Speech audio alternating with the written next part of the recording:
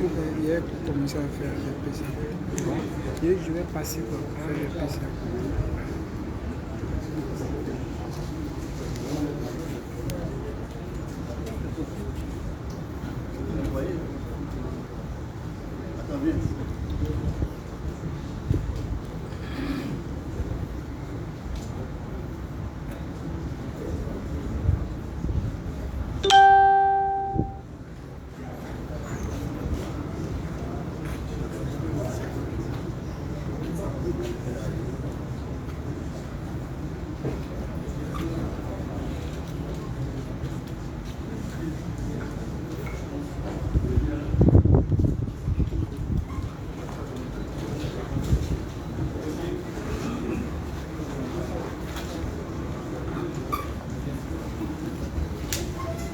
Monsieur.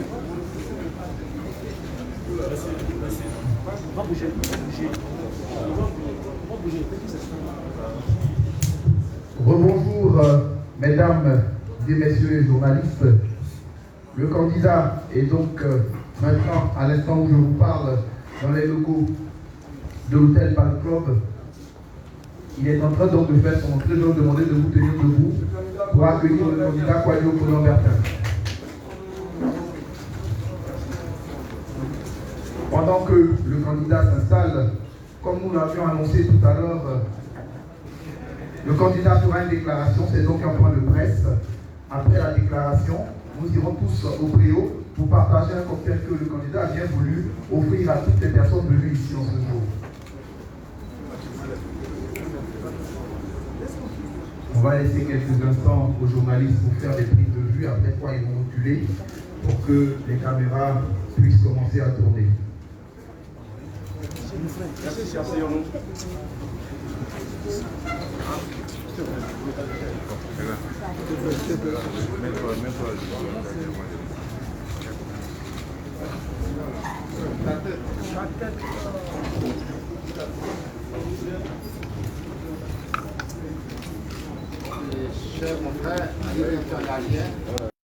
Merci donc de reculer, s'il vous plaît, pour que les caméras puissent filmer aussi.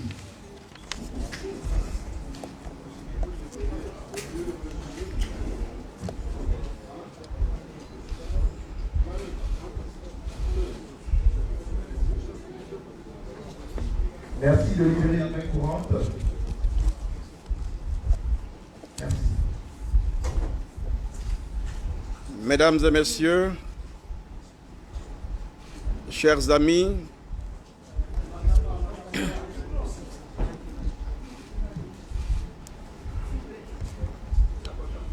c'est bon? Est-ce qu'on m'entend?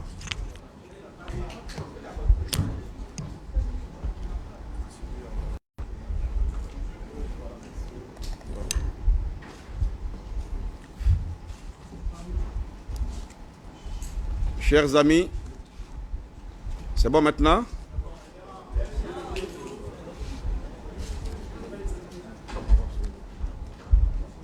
C'est bugué.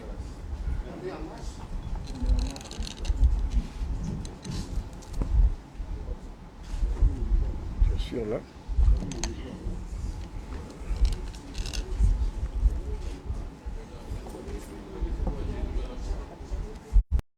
Mesdames et messieurs, c'est bon? C'est pas bon?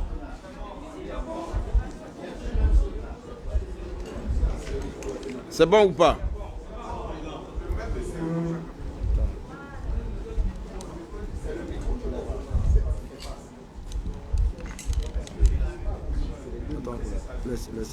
Mais, mesdames et messieurs, est-ce que c'est allumé? ça il faut allumer. Voilà, c'est pas allumé. Voilà. Voilà.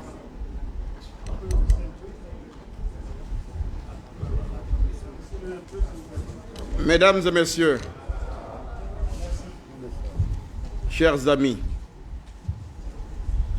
en vous voyant ici rassemblés, vous qui représentez des milliers de volontaires qui ont agi sans relâche durant toute ma campagne, ou durant toute cette campagne, je mesure l'honneur qui est le mien de pouvoir compter sur des gens comme vous. Vous vous êtes engagés dans ce combat avec la foi de vos convictions, sans rien attendre en retour pour vous-même, avec l'unique volonté de servir notre pays. Ensemble, nous avons créé une dynamique qui n'est désormais au pouvoir de personne d'arrêter. Je veux remercier chacun de vous, du plus humble des plus militants jusqu'à mon équipe de campagne. Ils ne m'en voudront pas de ne pas les citer donc individuellement, mais qu'ils reçoivent tous, qu'ils soient tous certains de ma gratitude à l'égard de chacun d'eux. Mes amis, ensemble, nous venons de franchir une étape décisive. Depuis le début de cette campagne, je le dis et je le répète, la première raison d'être de mon engagement est d'assurer la paix entre tous les Ivoiriens. Rien ne saurait justifier le recours donc à la violence. En aucune circonstance, un Ivoirien ne peut légitimement s'attaquer à un autre Ivoirien. Le sens de ma candidature était donc de faire avancer des propositions concrètes pour le pays, non par la force, mais par les urnes, dans la concorde et dans la paix. Chacun est libre de ne pas se rendre aux urnes. Chacun est hélas libre de ne pas remplir son devoir civique. Mais personne n'a le droit d'empêcher un autre citoyen de l'accomplir. Quand on est sûr du soutien du peuple, on n'a pas besoin de dresser des barrages pour empêcher l'arrivée du matériel électoral. Quand on est sûr du soutien du peuple, on n'a pas besoin d'agresser les militants adverses. Quand on est sûr du soutien du peuple, on n'a pas besoin de brûler les bureaux de vote. Quand on est sûr du scrutin du peuple, on le laisse libre de se déterminer. On ne cherche pas par la violence à lui imposer ses mots d'ordre. Malgré ce climat, malgré les rodomontades, n'est-ce pas, de ceux qui affirmaient bien imprudemment qu'il n'y aurait pas d'élection présidentielle le 31 octobre, ce scrutin a bel et bien eu lieu. Le peuple ivoirien a relevé le défi. Il s'est rendu aux urnes. C'est un camouflet donc cinglant pour tous ceux qui privilégient le fusil sur le bulletin de vote. La Côte d'Ivoire a gagné la bataille de la paix. C'est l'essentiel. La CEI, dont j'ai maintes fois critiqué la composition, vient de proclamer ses résultats. Au vu de ces résultats donc annoncés par la CEI, force est de reconnaître que la Côte d'Ivoire n'a pas encore gagné la bataille de la transparence. Je veux le dire solennellement ici. Ce scrutin doit être le dernier qui se déroule dans ces conditions, tant dans son déroulement, son organisation, son système de collecte des résultats. Mais surtout, ce doit être la dernière élection qui se déroule dans un climat de suspicion, de défiance, de contrôle défaillant. Pour ne pas ajouter au trouble qui a saisi le pays, j'arrête là mon commentaire sur la faible sincérité du scrutin, même si j'en suis l'une des victimes. Démocrate et respectueux de nos institutions, j'ai fait le choix de privilégier une élection très imparfaite à une guerre civile meurtrière. Mes chers amis, au cours de la campagne, j'ai affirmé à plusieurs reprises que les conditions pour l'élection présidentielle transparente n'étaient pas réunis. Mais, le sachant, j'ai décidé de m'engager tout de même. Cela m'a été reproché, mais je l'assume. Quand on aime son pays, entre deux mots, il faut choisir le moindre. Entre une guerre civile et des résultats imparfaits, il faut accepter des résultats imparfaits. On peut toujours corriger des défauts d'un scrutin, mais si le pays se déchire, si les maisons s'embrasent, si les enfants de Côte d'Ivoire s'entretuent, personne ne pourra jamais ramener les vies perdues. Quoi que j'en pense, quoi que les Ivoiriens en pensent, quoi que le monde en pense, je prends acte. Je ne veux pas ajouter du trouble au trouble, d'autant qu'incontestablement, M. Alassane Ouattara est arrivé en tête du scrutin. C'est pourquoi, devant le peuple ivoirien, je veux le féliciter, le président de la République, pour sa réélection. Je l'ai dit et répété au cours de la campagne. Dans mon pays, la Côte d'Ivoire, j'ai des adversaires, mais je n'ai pas d'ennemis. Je suis respectueux de nos institutions et par-dessus tout, je souhaite que la concorde civile, la paix et la démocratie l'emportent sur les querelles d'ego et de clans. Je demande donc, pour faire face à la situation politique à l'issue de ce scrutin, de tout mettre en œuvre pour tirer avec objectivité la bonne leçon de ce scrutin-là et mettre en œuvre dans la réconciliation. Je demande donc la convocation immédiate d'une conférence de dialogue national incluant toutes les forces politiques, anciennes comme nouvelles, de notre pays. En ce qui nous concerne, la réalité est qu'au terme d'une formidable campagne, nous avons remporté ensemble un grand succès. Cette campagne, nous l'avons menée avec nos moyens considérablement plus faibles. Nous l'avons menée sans les moyens de l'État. Nous l'avons menée sans les moyens accumulés des autres. Nous l'avons menée avec la seule force de nos convictions, de notre abnégation et de notre enthousiasme. Oui, quelque chose s'est passé en Côte d'Ivoire. Hier est né le début d'un mouvement qui ne s'arrêtera plus.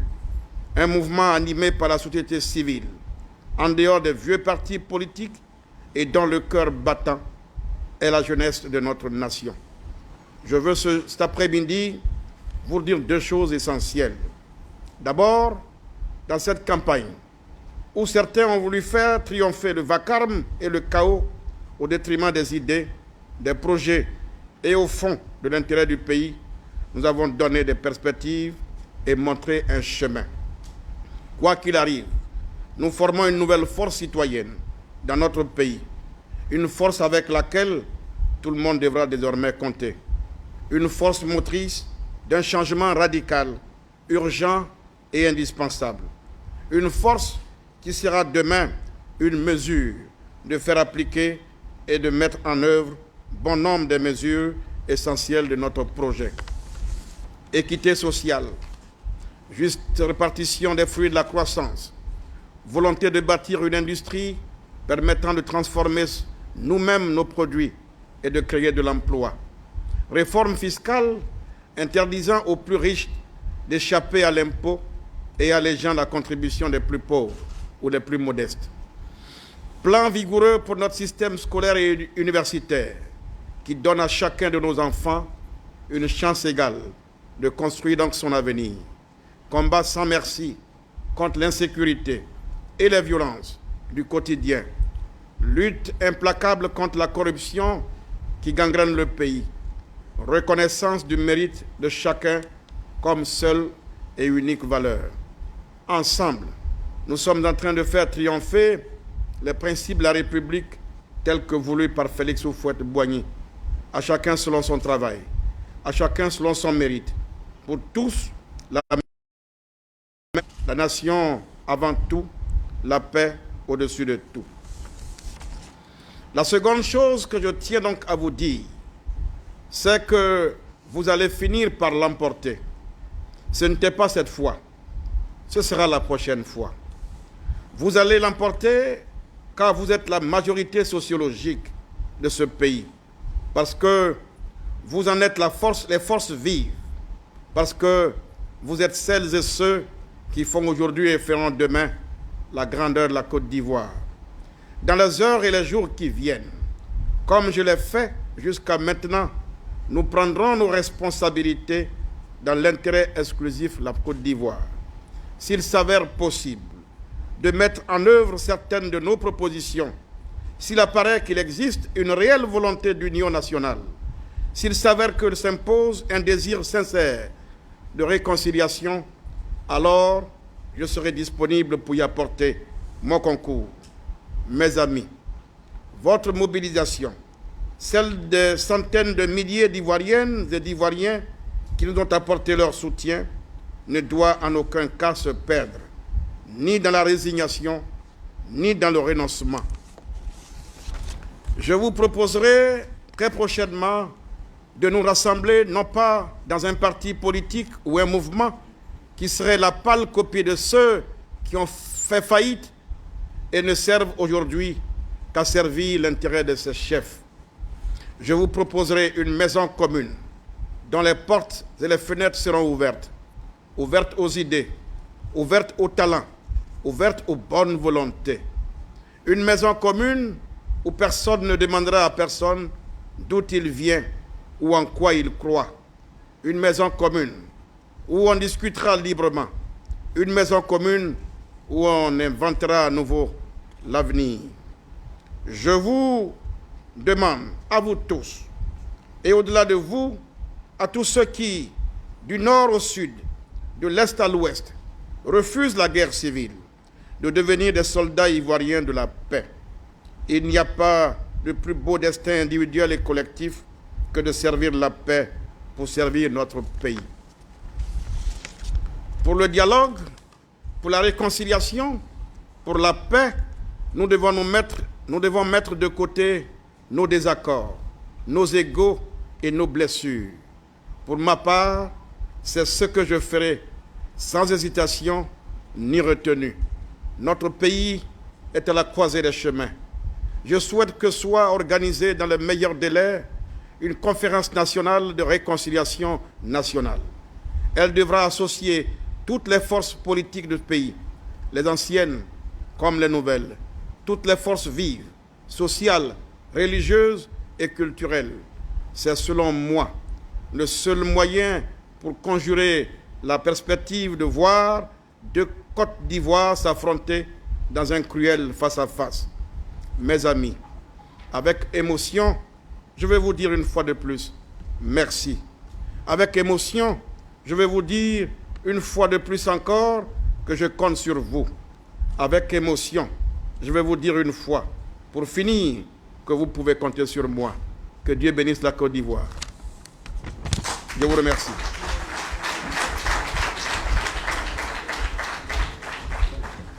Merci donc aux journalistes présents. Nous allons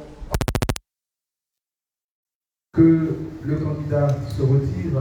Nous allons demander aux journalistes de rester sur place. Merci.